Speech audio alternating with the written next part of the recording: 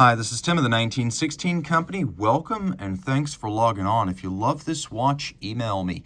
I am still Team Mosso at thewatchbox.com. It's still in the description below. It is still your purchase and pricing email question line for buying this or any watch you see on any of our platforms. Please reach out to me directly. Email tmosso at thewatchbox.com for pricing.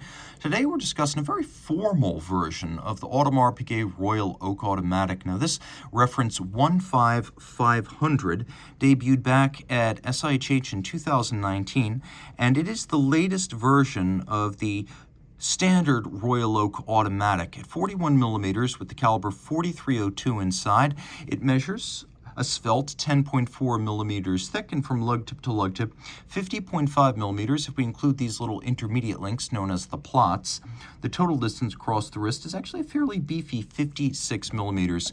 All in rose gold. You can see that the watch wears a size or two large. That's always been the case with the Royal Oak due to the tonneau-like profile. You always have to consider it to be a size or two larger than its rated diameter. So consider this more like a 42 to 43 millimeter round watch, and you get the idea of the ergonomics. Now, the lugs do kind of cant down at the edge of your wrist, which mitigates some of the fit issues. And I would say this watch could wear on a wrist as small as 15 centimeters circumference. I've got a little bit of clearance, a little bit of extra distance between the edge of the lug and the edge of my wrist. So at 16, I'm okay. 1 centimeter smaller, you're good. But any smaller than that, you're going to want to look for a smaller Royal Oak. That said, you can see it is fairly flat with a sloped bezel. It'll slide easily under a dress sleeve. The strap gives the watch an upscale formality that is specific to these strap-clad Royal Oaks. Now, the combination of a black dial, rose gold, and a matching black alligator leather strap does make this more of a dress watch. But for the most part, we're not divers, spelunkers, pilots, soldiers. Our sporty watches generally do not need to get wet.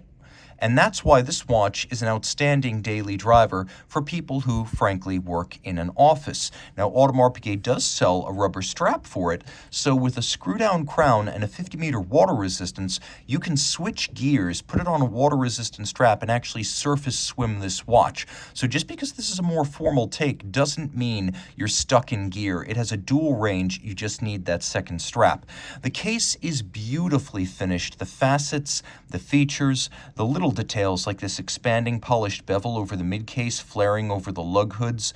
You could see the recess of the white gold screws and bars used to fix the strap to the case. Screws and bars, a little bit more expensive, but also the more secure way to fix a strap to an expensive and heavy watch. The strap is proprietary, fully integrated, so the watch looks all of a piece, as though it were on an integrated bracelet. Of course, when Gerald Genta designed the first Royal Oak in 1972, he envisioned it as a full bracelet integrated look. Well, this is just as integrated, but with lush leather, calfskin on the bottom, black, medium rectangular scale alligator leather, and a matte finish on the top with a folded edge, a monotone stitch, a brand new AP factory strap with no gouging, and then a friction fit snapshot single fold AP logo style deployant clasp to assist against dropping your watch while donning or removing at bedside. You can see that the crease of the bezel continues into the mid-case, continues into the case back, that there's a break between polish and satin, that as with all Royal Oaks that are not offshores, there's just a hairline expression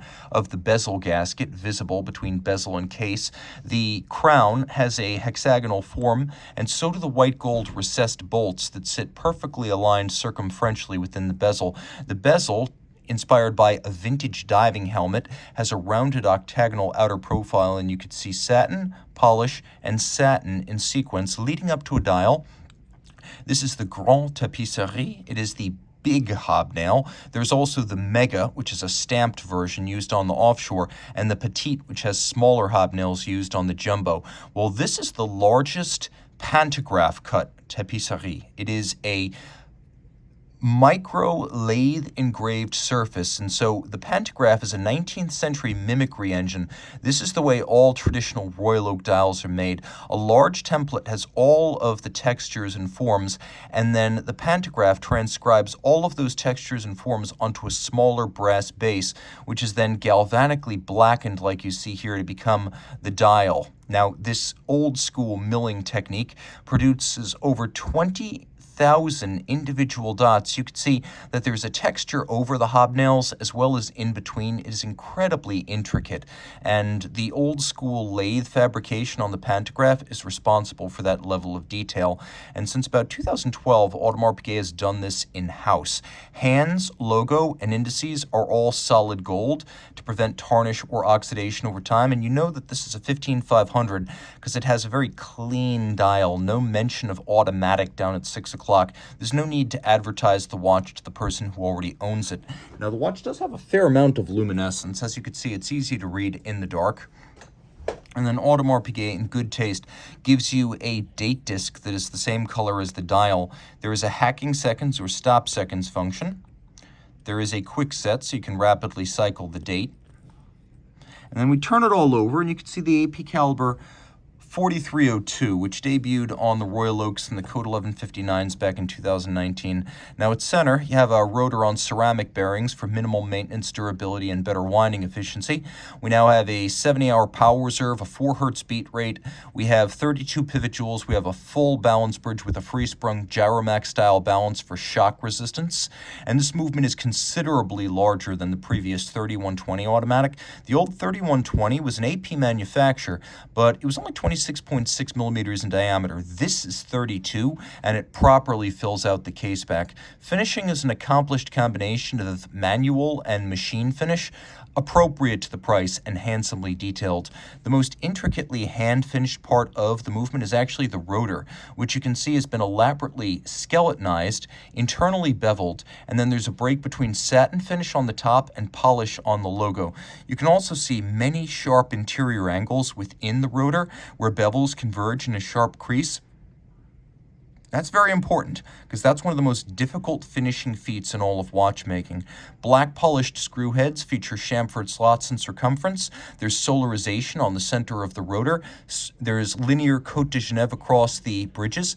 There is a bevel on the edge of every bridge as well as in the jewel sinks, engine turning on the base plate, and whereas the previous 3120 had a 3 Hz beat rate, this has a higher 4 Hz beat rate along with a longer power reserve, again 70 hours, so it has both the longer power reserve and potentially greater accuracy via the higher beat rate. So this movement has it all.